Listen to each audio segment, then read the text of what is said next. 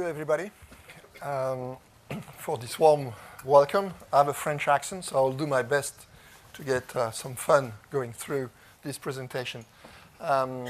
Thank you also for the organizer to have two presentations on what is going to be the next wave of wearable technologies.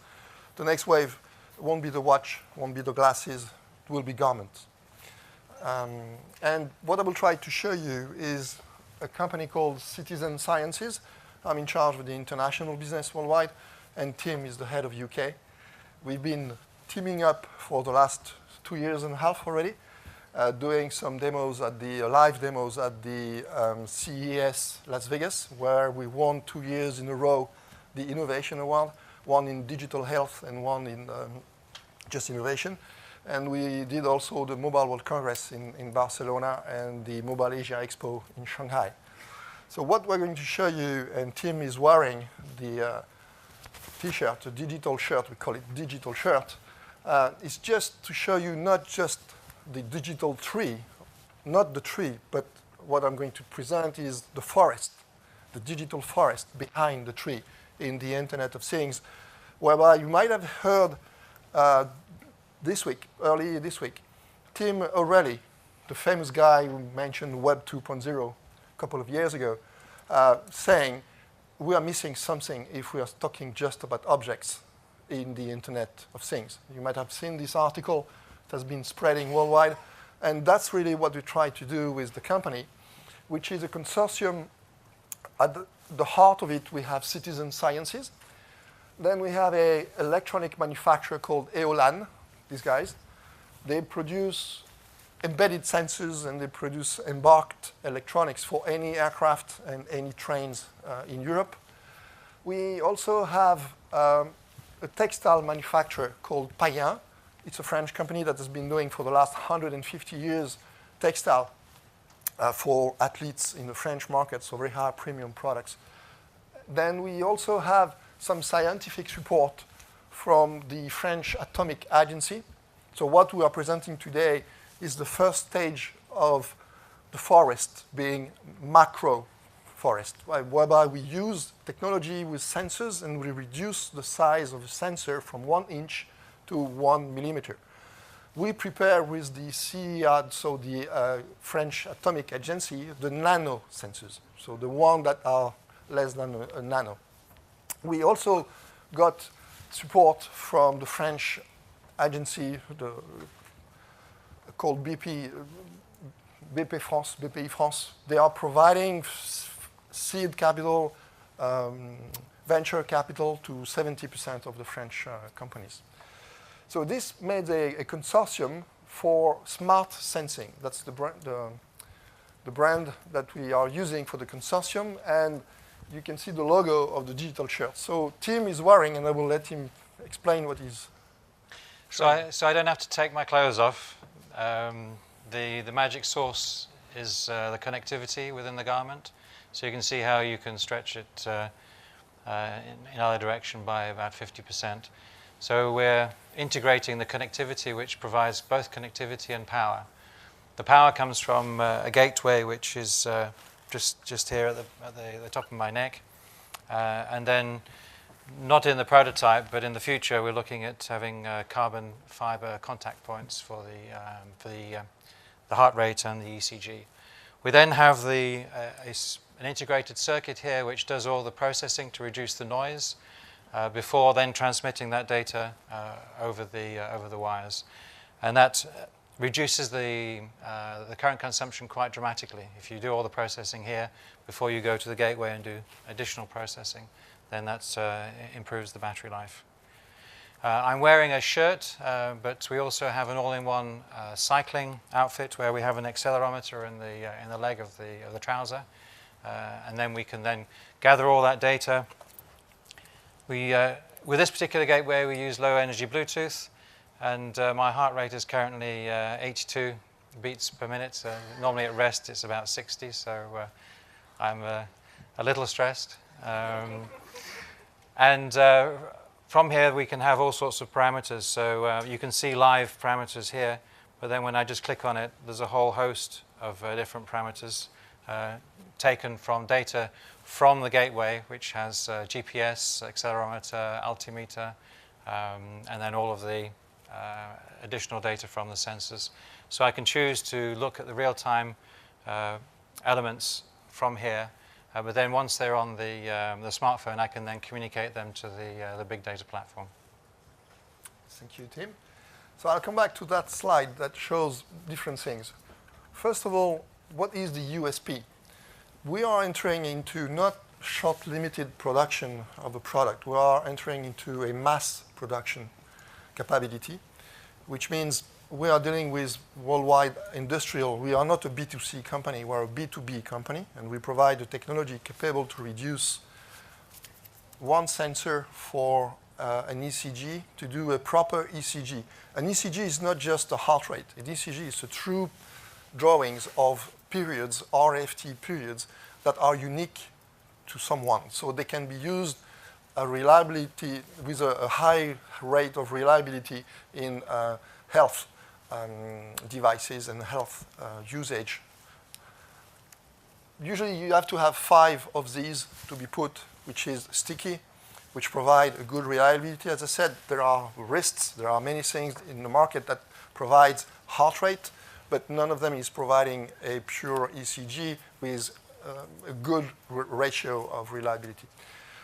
So the mass production is being capable to reduce even further that ECG, that sensor, not the wires. So what he's doing is wireless and capable to provide in the cloud the second leg of the company, which is a big data platform. And the trick today on the big data is data visualization. How do I stand in getting access to the proper data which are relevant to me? So the usage of that digital shirt or the usage of the pants, the cycling shorts that we have here, could be either in sports, and sports can cover from daily practice to anybody up to the athletes of the premium players. So we've been using for the last 3 years 4 teams, one in basketball, as well, which is in Lyon, owned by Tony Parker. I'm sure you have heard of Tony Parker in the NBA. He's one of the most famous players. He's French, and he's using our technology in his club. He owns the club in Lyon. We also use it for define the specs with Toulouse Rugby Club. It's a rugby club that is not too bad in the top 14. And we have also soccer team football players in Saint-Etienne. So we can use textile not as a garment only. That's the easy tree to show you. The forest behind it is to understand that textile becomes a platform. Textile becomes the mean by which I can reduce sensors to cover whatever is relevant to me. The speed, the race by itself, and the path I'm using, the movements I'm having, forward, backward, left, right, up, down. And I can integrate without any struggle, without any wires, a platform with embedded sensors. So that's the industrial capability that we have built. And it could apply in health, obviously. Standing, sitting, heart rate, movements, ECG, the body temperature, humidity. And with the big data platform, we are capable to express the behavior of someone driving a car. And if before driving the car or driving the truck, a fleet of drivers could be seen with a heart rate, let's say 20% of the drivers we know of in the US has a heart disease, we are better off to prevent that driver to take his job at 6 a.m. in the morning when the heart rate is already 180 and he hasn't worked already. He's better off not to kill himself and not to kill within the community with this truck if he has a heart disease during the working time. So this kind of usage can be foreseen very easily in health. That's the proper diagram that we get from our devices and our digital shirts. We can use it not only in health, but also sports, obviously, but also in other industries. This becomes a way to authentify someone. It's an authentication process by which there are now algorithms that can testify that it is you, as good as the iris could be or the print of my finger can be. And we are talking to banks and insurance company to make authentication process for payments, for prepaid payments. I know that there are in the UK usage of wristbands that provide ECG with Barclays. There is also MasterCard in Canada. There is Exia Bank. So that shows the leverages of the forest I was talking about, by which wearable technologies will be implemented in breakthrough usage that we don't think about today. We have benefits by remote monitoring, obviously, in the health segment. The challenge in the US and in the UK is quite similar to it, but the rest of continental Europe is not having this awareness that you have in managing costs in health. For instance, in the US, we believe that there is 2.7 trillions of dollars that are used for health, out of which 50% is wasted by not a proper eating behavior, under exercising behavior. So that's why wearable technologies and the usage of quantify self is so high over there. Obamacare has also an opportunity to position new products to shortcut and disrupt the industry. So what we saw with Uber, what we saw with Airbnb, is going to apply in the health industry worldwide. And we expect to be positioning ourselves, thanks to what I've said earlier, with the insurance and the banking industries as well, thanks to the authentication process. Sports, the clubs I mentioned earlier. This is what we've done in the BBC came to visit us and did a broadcast at the Mobile World Congress in Barcelona last year. It was very successful. The King of Spain spent 5 minutes in a worldwide telecom operator and 20 minutes on our booth trying the product and playing basketball with our players. It was good success. So sports, definitely sports goes from, as I said, the daily practice to the high professional athlete. We've been using all these parameters with high-profile sports teams, and it has improved the performance of these people. Not only the players, but the management of the players and the management of the coaches themselves managing the players. All of these is very important. You might have seen at the World Cup, the Soccer World Cup, whereby SAP and Adidas did a massive press release about the effectiveness of their soccer team by using big data platform. We come up with our product from, let's say, a human observation of data being between 220 measurements a day to 200,000 measurements of any parameters we have in an hour. That shows that we are bringing new observations, new data sets. Big data is also here to reveal behaviors that we don't have consciousness. We don't measure them. That's the unstructured leverage of data provided by the big data platform that wearable technologies such as ours can provide. I think it's worth mentioning the big data platform that we have is a geo time series platform. So every piece of metadata has both a timestamp and a location stamp and an altitude stamp. And when you talk about big data, when we did the live demonstration in Shanghai, our big data platform was running on a Raspberry Pi. So it doesn't have to be a huge platform. The data platform can run on very efficient devices. Thank you, Tim, for that, because it's very important to understand that the 3 axes that we can provide of analysis of a data stamp can reveal new behaviors. Let's say we work with a big airline company that has sensors on their engines. The engines measures, let's say, 20,000 hertz. But sometimes, depending on the takeoff and landing, there is a path by which the 20,000 hertz didn't work. But we don't know when and how and why.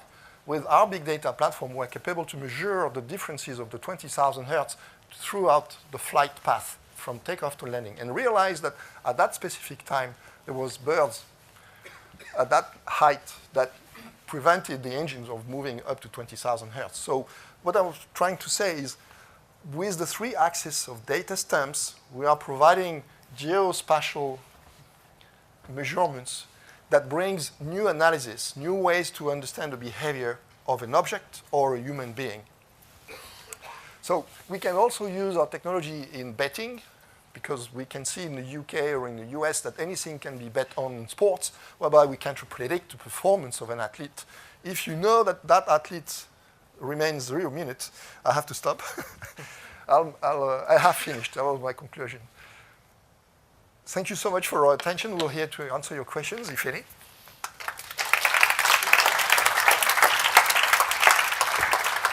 Thank you. I couldn't see your T-shirt from around there. Perhaps if you could just turn over to this side of the audience here so we can do my just see a bit clearer. Superman impression. Here we go. And I think... bit of stuff at the back there. He's very shy, so that's why he doesn't. Listen, I think kind of working in technology for a little while now, I've heard of most things as a service or as a platform. Textiles as a platform, that's a new one on me today. Really interesting. And yeah, I mean, the insights that you say you're able to derive from the instrumentation that you're building into people's clothing here, that's very interesting from a sports performance point of view. As soon as we start looking at things like betting as well, that's when it all of a sudden starts to go into the slightly creepy area. And we touched on this earlier on about where does insight start to become, yeah, that's useful, and where does it start to become, actually, no, I don't want you to know that sort of stuff. So this brings up the whole privacy, security angle as well, which we cover. Which as I'm sure you do. Does anybody have any questions about textiles? This gentleman here was straight up, so microphone's on its way over, and then you next, sir. Hello there. Hi, how are you? I'm just interested to know why you haven't looked at, or have you been looking at respiratory rate as well, using accelerometers maybe, because the link of respiratory rate to heart and the stress on an athlete or a sick patient is a very important parameter that doctors look at. I was just interested to know why it's not in your feature set. What I presented here is off the shelf, which means what we will be providing as a basic specs on our product. Obviously, we are working worldwide with scientific labs to go even beyond of just measuring the heart rate and the temperature of the body and the sweat and these things. So the technology is here to understand that we can take any sensor, reduce it in size, even an RFID antenna, put not on the textile, but into the fiber. The nano RFID antenna that you have on a chip card like this one will fit not in plastic, but in textile. And then you open up a new landscape of usages and behaviors. So what I've presented along with Tim is what is off the shelf. But with the ECG, you can actually interpret what the breathing rate is, but then when you start to have strain gauges, you'll be able to see what the volume of the breathing is. Thank you very much. Ken at the front, just here, microphone on its way over. Yeah, very good presentation. It's all getting exciting, all of this stuff. But in terms of professional sports, any indications yet whether there'd be any opposition to, professional sports and Olympics, people get banned for using drugs which enhance their performance. It looks to me like there's some performance enhancing opportunities here. Is there any chance that, has there been any determination whether this is okay or whether it might be banned, and at what level of advantage? I guess if they see too much advantage, it probably would be. I think cycling is a sport where the clothing has really come to the fore as to what is and isn't legal. I'm not sure it's kind of connected clothing yet, but cycling's a good example. I think rugby it's allowed at the moment, and also in Australia, Aussie rules. And these kinds of technologies are used by soccer teams, but only in training. What we have what exists today is what is in the gateway here. What we add is then the heart rate, and so a lot more data that's available compared to what we have today. And if I may, the most critical part of it, the most critical part of it is nothing that you declare. It's measurements we do on your body, which is slightly different. By measuring the actual data of your heart rate in a slopes which is 90 degrees, and if we realize that the average is 50 movements, cycling movements, you come up at that specific slope with 200, that trigger an alert that we might be using other things. So it's the opposite, I believe. It will instrument knowledge of not declared data, but observed data. We have seen that, yes, your heart rate and your performance the weight you put in each legs, the power, the kilowatts they can provide are coherent according to who you are, because we will know you, but obviously this data belongs to you, and you decide to give access or not to this data. So I believe it will be the opposite. It will be increasing more and more the usage of these wearable technologies that are detecting your behavior in the way you feel is appropriate to improve performance. But we don't augment, we don't go beyond of biological changes. We just measure it. Isn't it interesting, as soon as we start talking about sports and competition here, it suddenly starts getting quite emotive, doesn't it? Was there a comment or observation from over here? Did I hear half here? Please. Like smart textile, what's the difference with a sports watch, which I think almost all athletes are wearing, and they can see their heart rate? So when you're wearing a sports watch, you start to walk differently to get your steps up. Yep. So there's an algorithm here that's trying to work out what you can do very accurately with something that's on your body. And in terms of impact with a rugby player, you're not the impact of your wrist, you want to know the impact on the body. So you need to be close to what you're trying to monitor. My personal take on it is that I think Formula One is a good example. Like, people like to have as much data, like the audience, it's more involvement. So I think any of these competitive objections are going to be mediated by the audience being more like involved in what's happening by having all the stats on their iPads. You talk about audience engagement. So in case anybody can't hear the point the gentleman over here is making just now was about with instrumentation, all of a sudden it becomes more of an engaging customer, engaging for the viewer to start seeing how the car's handling. You know, these Red Bull cars have got 100, 150 different monitors on them at the moment. All that data is being beamed back to the UK and then back, you know, where it's being processed, then back to wherever the race circuit is in a split second, so that the engineers at the site can make decisions on the car's handling. Who's driving the car? Is it the person in the car? Or is it the computer systems, the big data analysis and engineers at the side? It's a really interesting question. When you start bringing that into perhaps other sports that are more human-motored, again, it's a really interesting point. I'm sorry, we're out of time. I'm afraid we're going to have to move on now. Leave them wanting more, gentlemen. You have really presented something really interesting. Like I say, as soon as you start talking about clothes, it's very personal to us, and sports as well. Absolutely fascinating. So thank you very, very much indeed to the guys from Cityzen Sciences. Thank you, Tim.